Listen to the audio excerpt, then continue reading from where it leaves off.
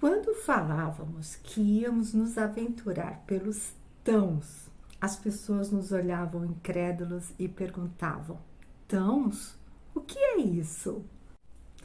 Aí, quando eu começava a explicar que os tãos são os países da Ásia Central, que tem no nome a terminação com tão, como Cazaquistão, as pessoas começavam a nos olhar apavorados. Nossa, vocês são loucos! Vocês vão para o Afeganistão? É muita loucura. Aí, pessoal, já começava a primeira confusão. Porque o Afeganistão, assim como o Paquistão, apesar de terem os nomes terminados em tão, não são considerados por muitos institutos de geografia e de história como integrantes da Ásia Central. A Ásia Central é composta de 5 países: o Cazaquistão, o Uzbequistão, o Quirguistão, o Tajiquistão e o Turcomenistão.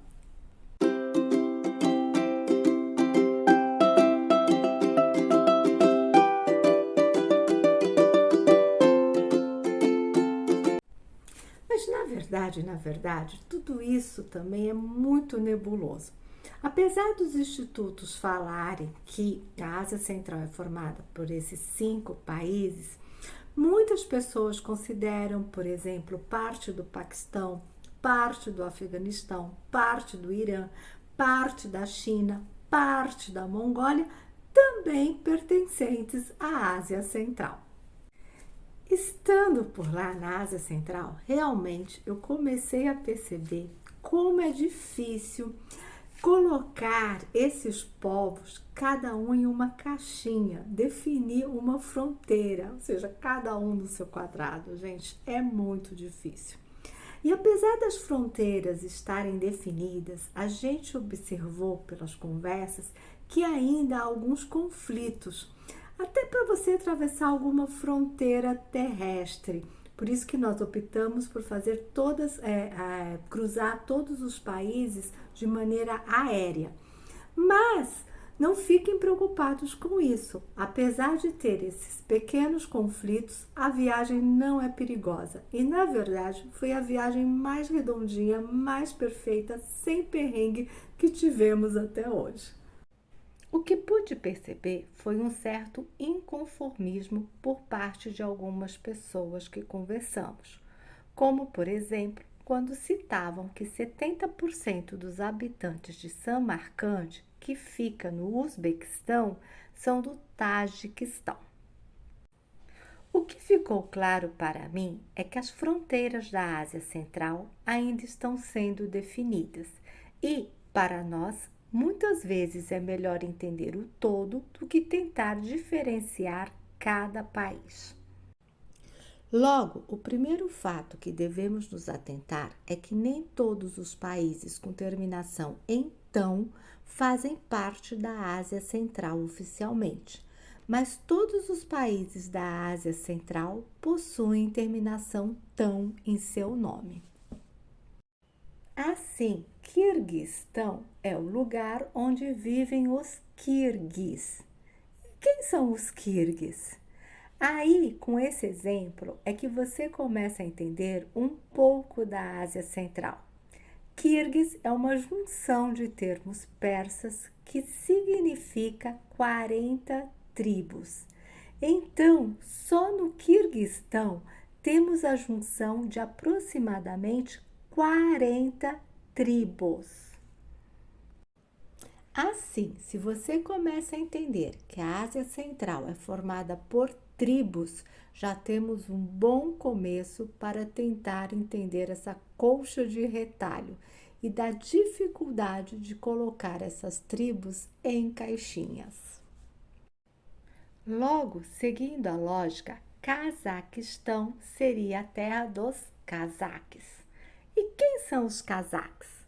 Cazaque faz referência aos povos nômades. Sendo assim, terra dos nômades ou andarilhos ou viajantes, ou seja, o Cazaquistão é formado por inúmeros povos e tribos. Tajiquistão significa a terra dos tajiques.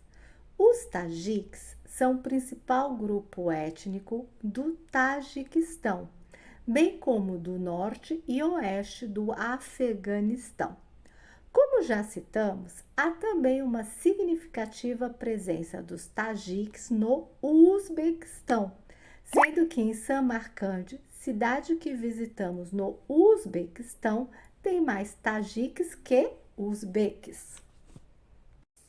Assim, resumindo, a Ásia Central é formada por tribos, muitas tribos, e algumas com características nômades, outras com características mais sedentárias. Entender um pouco essa configuração faz toda a diferença se você quiser se aventurar pela Ásia Central. Outro ponto que vale a pena destacar e que talvez ajude na compreensão é que a superfície da Ásia Central é constituída basicamente por um relevo relativamente plano, com a presença de planícies e de planaltos de altitudes modestas, salvo regiões próximas à fronteira com países do Oriente Médio, onde há a presença de montanhas. A composição vegetativa do subcontinente é bastante restrita, com a presença de vegetação do tipo estepe, ou seja, pobre em biodiversidade. Tal característica é proveniente, dentre outros fatores, do clima, uma vez que na região há o predomínio do clima do tipo árido e semiárido. As características da região forçaram grandes movimentos migratórios de seus habitantes. Por isso, muitas dessas tribos possuem essa característica marcante de serem nômades. A Ásia Central raras vezes esteve unificada sobre um governo central.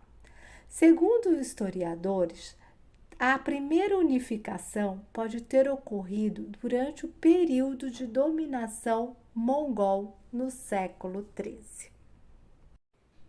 Visitamos 4 desses países da Ásia Central, com exceção do Turcomenistão devido à logística.